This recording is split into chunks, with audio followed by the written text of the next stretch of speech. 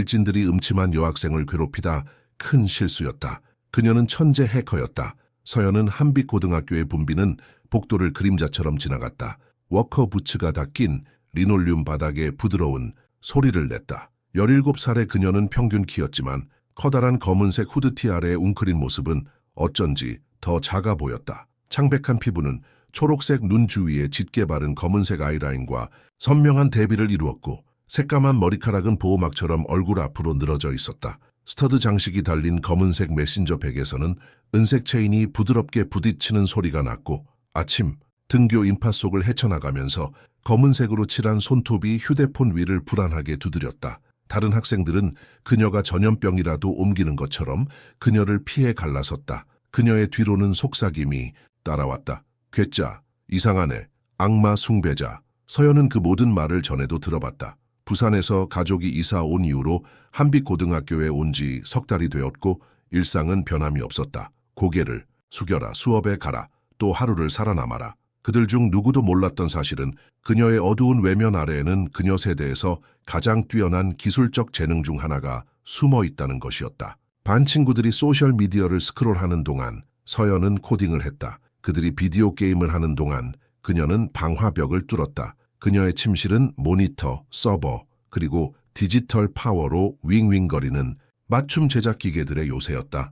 13살의 그녀는 이미 경찰청 사이버 수사국이 사이버 범죄자들을 추적하는 것을 도왔다. 15살에는 주요 기업 시스템의 취약점을 발견하고 조용히 보고했다. 이제 17살인 그녀는 지구상의 거의 모든 네트워크에 침투할 수 있었다. 하지만 여기 한빛고등학교에서는 그저 매일 할로윈처럼 입고 다니는 이상한 음침한 애일 뿐이었다. 민준이 언제나 그랬듯 그녀를 가장 먼저 발견했다. 키 188cm의 농구부 스타인, 그는 학교 절반이 숭배하는 종류의 자신감 넘치는 거만함을 가지고 있었다. 완벽하게 스타일링된 금발머리가 형광등, 불빛을 받아 빛났고 그는 늘 함께 다니는 두 친구, 지훈과 태영을 팔꿈치로 툭 쳤다.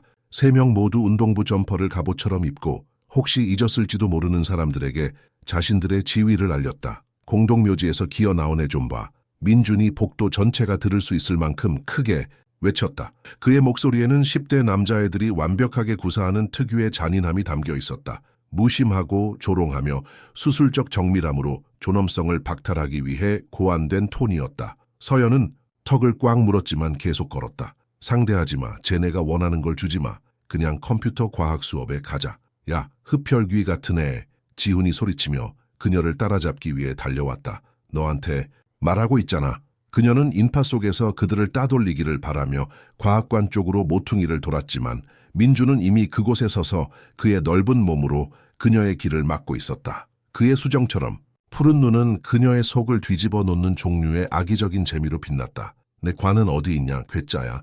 그가 자신의 재치에 웃으며 물었다. 아니면 박쥐처럼 거꾸로 매달려 자냐. 태영이 그녀 뒤에서 낄낄거리며 효과적으로 그녀를 가두었다. 아마 강령술 모임에 늦었나 보지. 복도는 학생들로 가득했지만 그들은 모두 갑자기 자신의 사물함이 매력적이라는 것을 발견했다. 선생님들은 속도를 늦추지 않고 지나갔다. 어쨌든 그는 민준이었다. 스타 운동선수, 모범생. 그의 아버지는 학교 운동부에 아낌없이 기부했다. 선생님들은 보고 싶은 것만 보았다. 실례합니다. 서연이 조용히 말하며 민준을 비켜가려 했다. 그녀의 목소리는 의도했던 것보다 작게 나왔고 분비는 복도의 음향에 삼켜졌다. 너희들 뭐 들었어? 민준이 연극하듯 귀에 손을 대고 물었다. 찍찍거리는 소리 같았는데 지훈이 웃었다. 아마 유령 같다고. 제 성격처럼 말이야. 서연의 손은 후드티 주머니 안에서 주먹을 꽉 쥐었지만 그녀는 스스로에게 침착하라고 강요했다. 이 바보들은 그녀가 무엇을 할 수 있는지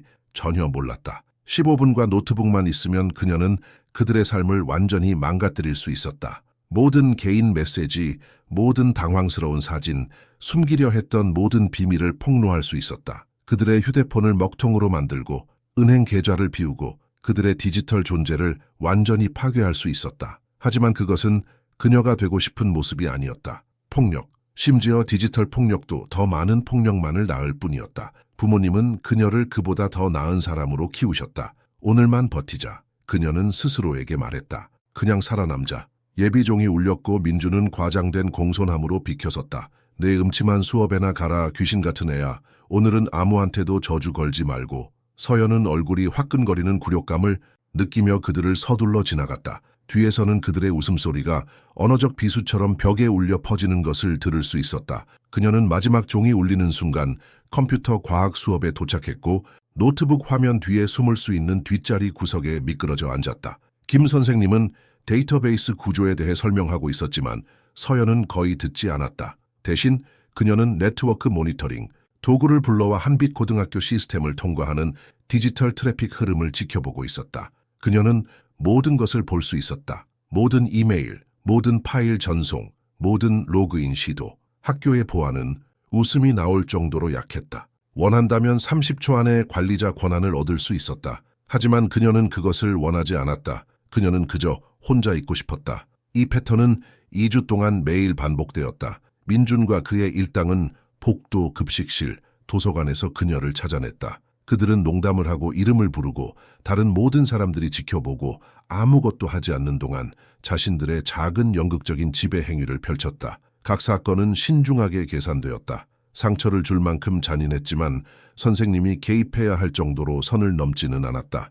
급식실에서는 실수로 그녀에게 부딪혀 쟁반을 날려버렸다. 복도에서는 그녀의 길을 막고 지나가려면 허락을 구하게 만들었다. 체육 시간에는 그녀가 항상 마지막으로 선택되고 항상 가장 내키지 않는 파트너와 짝이 되도록 했다. 가장 나쁜 부분은 굴욕감이 아니었다. 그것은 고립감이었다. 다른 학생들은 그녀를 방사능 덩어리처럼 취급했고 이상한 음침한 애와 어울리면 자신들도 표적이 될까 두려워했다. 그녀는 혼자 점심을 먹고 혼자 프로젝트를 하고 다른 모든 사람들이 친구들과 수다를 떠는 동안 혼자 강당에 앉아 있었다. 이건 일시적이야. 그녀는 매일 밤 방으로 물러나 코딩에 몰두하며 스스로에게 상기시켰다. 2년만 더 있으면 KAST나 포스텍에 가서 지능을 실제로 이해하는 사람들에게 둘러싸일 거야. 이 바보들은 내가 세상을 바꾸는 동안 알바나 하면서 차나 닦고 있겠지. 하지만 그것이 일시적이라는 것을 아는 것이 매일의 굴욕감을 견디는 것을 더 쉽게 만들지는 않았다. 결정적인 순간은 10월의 어느 화요일에 찾아왔다. 서연은 특히 힘든 아침을 보내고 있었다. 할머니가 전날 밤 병원에 실려가셨고 그녀는 부모님이 부산의 의사들과 연락하는 것을 돕느라 새벽 3시까지 깨어 있었다. 그녀는 지쳐 있었고 감정적으로 고갈되었으며 약 4시간의 수면으로 버티고 있었다. 그녀는 그저 아무 일 없이 점심을 넘기려 하고 있었는데 민준이 물속에서 피 냄새를 맡은 포식자처럼 그녀의 테이블에 나타났다. 그의 운동부 점퍼는 완벽하게 정돈되어 있었고 그의 미소는 완벽하게 잔인했다. 아니. 그가 급식실 절반이 들을 수 있을 만큼 크게 말했다. 우리 학교 마녀 납셨네. 오늘은 평소보다 더 죽은 것처럼 보이네. 공동묘지에서 힘든 밤이라도 보냈나? 지훈과 태영이 그를 애워쌌고 평범한 잔인함을 악랄한 것으로 바꾸는 종류의 군중 심리로 웃고 있었다. 그들 주변의 다른 학생들은 공기 중에 감도는 드라마를 감지하고 주의를 기울이기 시작했다. 제발 서연이 조용히 손대지 않은 샌드위치에서 눈을 떼지 않고 말했다. 오늘은 아니에요. 말도 하네. 민준이 손뼉을 치며 외쳤다. 네 스스로한테 저주를 걸었나 했지. 마녀들이 하는 침묵 서약 같은 거 말이야. 주문을 외우고 있나 보지. 태영이 말했다. 우리를 전부 두꺼비로 만들려고 하거나. 새 소식이야. 음침한 애야. 지훈이 덧붙였다. 내 마법은 안 통해. 우린 여전히 여기 있고 넌 여전히 괴짜야. 서연은 수백 개의 시선이 자신을 짓누르는 것을 느낄 수 있었다. 급식실은 멀리 떨어져 있어 보고 있지 않은 척할 수 있는 테이블들의 낮은 대화 소리를 제외하고는 조용해졌다. 급식 지도 교사인 박 선생님은 편리하게 다른 방향을 보고 있었다. 제발이라고 했어요. 서연이 거의 속삭이는 목소리로 반복했다. 민준이 몸을 숙여 얼굴을 그녀와 같은 높이로 맞췄다. 그리고 난 상관 안 한다고 했어. 내 문제가 뭔지 알아. 흡혈귀 같은 애야. 네가 특별하다고 생각하는 거야. 할로윈 장식처럼 입고 다니면 흥미로워 보일 거라고 생각하지. 하지만 넌 특별하지 않아. 그냥 어울리는 법을 모르는 불쌍한 작은 괴짜일 뿐이야. 서연의 가슴 속 무언가가 압력 아래의 얼음처럼 금이 갔다. 피로감, 할머니에 대한 걱정, 몇 주 동안 쌓인 굴욕감, 그 모든 것이 완벽하고 끔찍한 명확함의 순간으로 결정화되었다. 내가 뭐가 특별한지 알고 싶어? 그녀가 마침내 고개를 들어 그의 눈을 마주치며 물었다. 민주는 분명히 대답을 예상하지 못했는지 눈을 깜빡였다.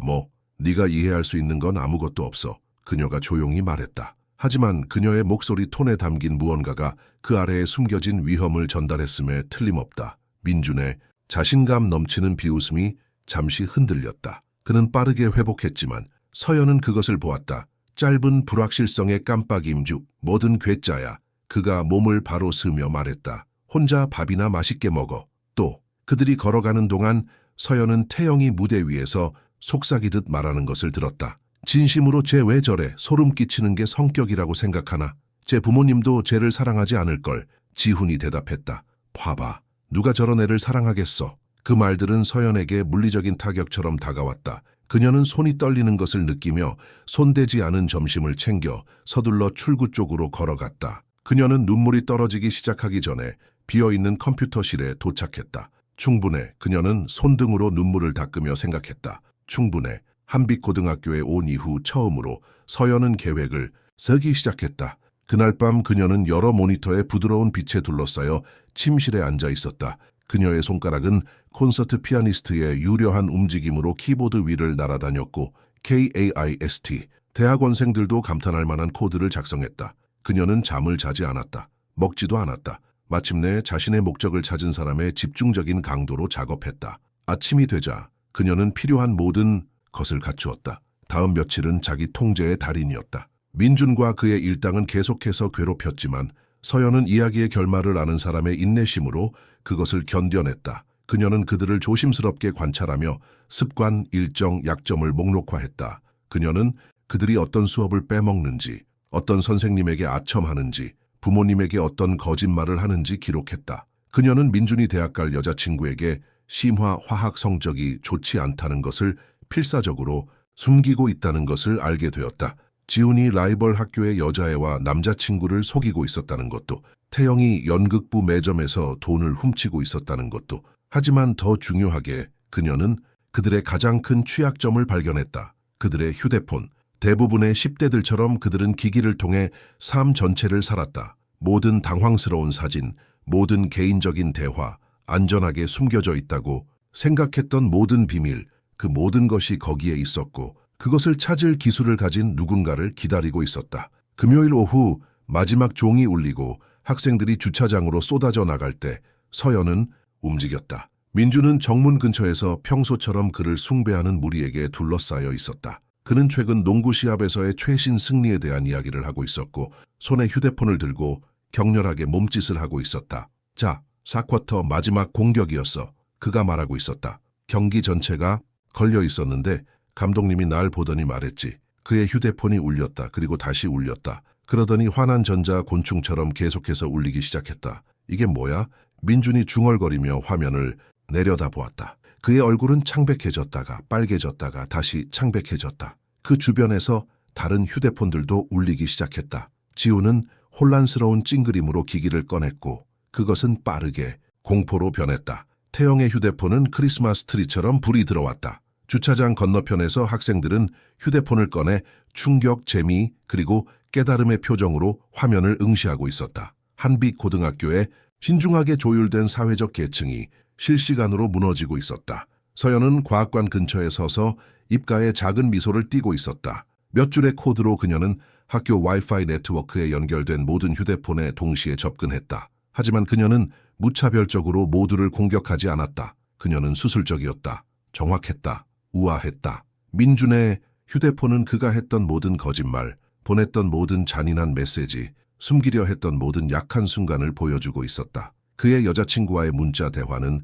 그의 낙제 성적, 스테로이드 사용, 그를 숭배하는 루저들에 대한 경멸의 진실을 드러냈다. 그가 자신을 찍은 부적절한 사진들은 50m 반경 내의 모든 기기로 방송되고 있었다. 지훈의 휴대폰은 그의 정교한 연애 사기망을 드러내고 있었고 사귀는 관계인 척하면서 여자들을 만나기 위해 만들었던 데이팅 프로필의 스크린샷까지 포함되어 있었다. 그가 남자친구를 농구부 팀원들에게 조롱했던 메시지들은 수술적 정밀함으로 공유되고 있었다. 태영의 휴대폰은 몇 달 동안 연극부에서 훔친 돈을 기록하고 있었고 훔친 돈을 세는 자신의 사진과 옆 동네 마약상에게 보낸 문자 메시지까지 포함되어 있었다. 하지만 압권은 영상이었다. 서연은 몇 주 동안 학교 자체 보안 카메라와 거의 보이지 않는 네트워크 침투를 사용하여 그들의 괴롭힘을 녹화하고 있었다. 이제 잔인함의 베스트 컬렉션으로 편집되어 그들의 괴롭힘의 모든 순간이 주차장의 모든 화면에서 재생되고 있었다.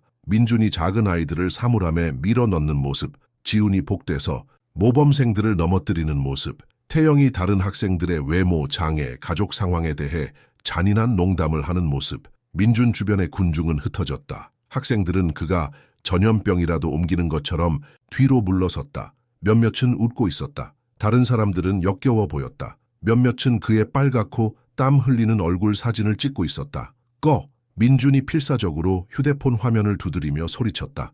이거 어떻게 끄는 거야? 하지만 끌 방법은 없었다. 서연은 프로그램을 자가 유지되도록 설계했고 지역 네트워크를 통해 자비로운 바이러스처럼 퍼져나갔다. 그것을 끄려는 모든 시도는 새로운 폭로를 촉발시켰다. 지훈은 이제 울고 있었고 그의 조심스럽게 구축된 이미지는 그의 비밀 대화가 모두에게 공개되면서 무너지고 있었다. 태영은 휴대폰을 땅에 던지고 밟고 있었지만 이미 피해는 입혀졌다. 정보는 범위 내의 모든 기기로 퍼져나갔다. 교감 선생님인 박 선생님이 행정실 건물에서 달려나왔고 자신의 휴대폰을 손에 들고 있었다. 그녀는 군중을, 혼란을, 그리고 몇 분 전까지만 해도 건드릴 수 없었던 3명의 소년들을 보았다. 여기서 무슨 일이 일어나고 있는 거죠? 그녀가 물었다. 누가 우리 폰을 해킹했어요? 민준이 필사적으로 갈라진 목소리로 말했다. 이거 불법이에요. 범죄라고요. 박 선생님은 자신의 화면을 보았고 몇 달간의 괴롭힘 증거가 선명한 고화질로 재생되고 있었다. 그녀의 표정은 시간이 지날수록 더 차가워졌다. 민준아, 그녀가 조용히 말했다. 우리 이야기 좀 해야겠다. 과학관 근처에 서서 서연은 임상적인 무관심으로 드라마가 펼쳐지는 것을 지켜보았다. 그들의 굴욕감에서 기쁨을 느끼지 않았고 그들의 눈물에서 만족감을 느끼지 않았다. 이것은 복수가 아니었다. 그것은 정의였다. 그것은 모든 사람, 괴롭히는 사람들, 방관자들, 외면했던 관리자들에게 행동에는 결과가 따른다는 것을 보여주는 것이었다. 그녀의 휴대폰이 알 수 없는 번호로부터 온 메시지로 울렸다. 정말 멋졌어. 네가 누구든 넌 내 영웅이야. 그리고 또 다른 메시지. 대박. 그 자식들 드디어 벌 받았네. 그리고 또 다른 메시지. 헐, 어떻게 한 거야? 진짜 대단했어. 학생들은 이제 주차장을 둘러보며 디지털 심판을 누가 저질렀는지 알아내려 했다. 하지만 서연은 완벽하게 흔적을 감추었다. 그녀의 침입은 보이지 않았고 추적 불가능했으며 전문가적이었다. 그녀는 기계 속의 유령이었다. 군중이 흩어지고 3명의 전직 일진들이 행정실 건물로 끌려가는 동안 서연은 조용히 어머니의 차로 걸어갔다. 그녀는 조수석에 앉아 자신의 휴대폰을 꺼내 오후에 사건과 자신을 연결하는 디지털 증거가 없는지 빠르게 진단했다. 깨끗했다. 완벽했다. 건드릴 수 없었다. 오늘 학교 어땠니? 얘야? 어머니가 주차장을 빠져나가며 물었다. 더 나았어요. 서연이 조용히 말했다. 훨씬요. 주말 동안 이야기는 소셜미디어를 통해 들불처럼 퍼져나갔다.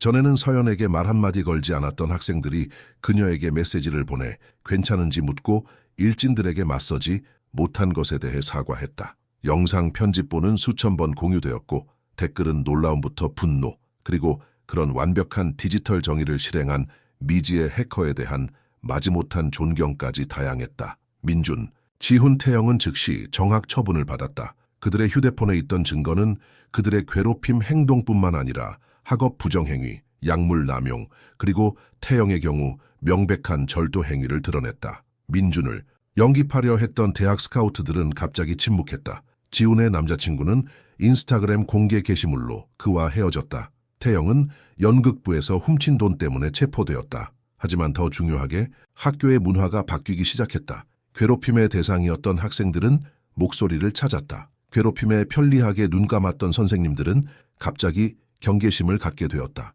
인기 있는 운동선수들은 원하는 대로 할 수 있다는 암묵적인 규칙이 깨졌다. 월요일 아침, 서연은 한빛고등학교 복도를 완전히 다른 반응 속에서 걸어갔다. 학생들은 그녀에게 정중하게 고개를 끄덕였다. 몇몇은 미소 지었다. 몇몇 용감한 영혼들은 실제로 인사를 건넸다. 그녀는 더 이상 보이지 않는 존재가 아니었고 더 이상 표적이 아니었다. 그녀는 무시할 수 없는 존재가 되었다. 하지만 진정한 변화는 내면에서 일어났다. 컴퓨터 과학 수업에 앉아 있으면서 서연은 더 이상 어두운 옷과 짙은 화장 뒤에 숨을 필요가 없다는 것을 깨달았다. 더 이상 자신을 작고 보이지 않게 만들 필요가 없었다. 그녀는 자신의 힘을 찾았고 더 중요하게는 그것을 책임감 있게 사용하는 법을 배웠다. 김 선생님은 사이버 보안에 대해 논하며 윤리적 해킹과 디지털 책임의 중요성에 대해 이야기하고 있었다. 그녀는 서연과 눈을 마주치고 아는 듯이 미소 지었다. 가장 강력한 해커들은 김 선생님이 말했다. 위대한 능력에는 위대한 책임이 따른다는 것을 이해하는 사람들이죠. 그들은 자신의 기술을 사용하여 약한 사람들을 보호하고 불의를 폭로하며 세상을 더 나은 곳으로 만듭니다. 서연은 메시지를 이해하며 고개를 끄덕였다. 그녀는 금요일에 선을 넘었고 결과는 만족스러웠지만 그것이 패턴이 되어서는 안 된다는 것을 알았다. 절제 없는 힘은 또 다른 형태의 괴롭힘일 뿐이었다. 수업이 끝난 후 그녀는 김 선생님의 책상에 들렀다. 혹시 서연이 조용히 물었다. 고등학생을 위한 사이버 보안 인턴십에 대해 아시는 게 있으신가요? 윤리적, 해킹이나 디지털 포렌식 같은 거요. 김 선생님이 미소 지었다. 딱 맞는 프로그램을 아는 것 같구나. 부산에 있는 회사인데 사이버 보안의 기술적 측면과 윤리적 측면 모두를 이해하는 재능 있는 젊은 사람들을 특별히 찾고 있단다. 관심 있니? 매우요, 서연이 말했다. 그날 오후 집으로 걸어가면서 서연은 미래에 대해 생각했다. 2년 후 그녀는 정말로 KIST나 포스텍에 가서 지능과 혁신을 높이 평가하는 사람들에게 둘러싸일 것이다. 하지만 더 중요하게 그녀는 도덕적 나침반을 잃지 않고 자신과 다른 사람들을 위해 일어서는 법을 배운 사람이 될 것이다. 갓옷과 어두운 화장은 여전히 그녀의 일부였지만 더 이상 그녀를 정의하지 않았다. 그녀는 서연이었다. 뛰어난 해커, 약한 자의 수호자, 디지털 정의의 설계자. 그녀는 가장 큰 힘이 다른 사람을 해치는 것에서 오는 것이 아니라 그들을 보호하는 것에서 온다는 것을 배운 사람이었다. 민주는 결국 회복할 것이다. 그는 겸손함을 배우고 공감 능력을 기르고 어쩌면 더 나은 사람이 될 수도 있다. 지훈과 태영은 그들의 결과를 마주하고 바라건대 더 현명해질 것이다. 학교는 모두에게 더 안전한 곳이 될 것이다. 그리고 서연은 더 이상 그림자 속에 숨지 않고 마침내 자신의 모습의 편안함을 느끼며 고개를 들고 한빛 고등학교 복도를 계속 걸어갈 것이다. 이상한 음침한 여학생은 훨씬 더 위험하고 훨씬 더 가치 있는 존재가 되었다. 그녀는 자기 자신이 되었다.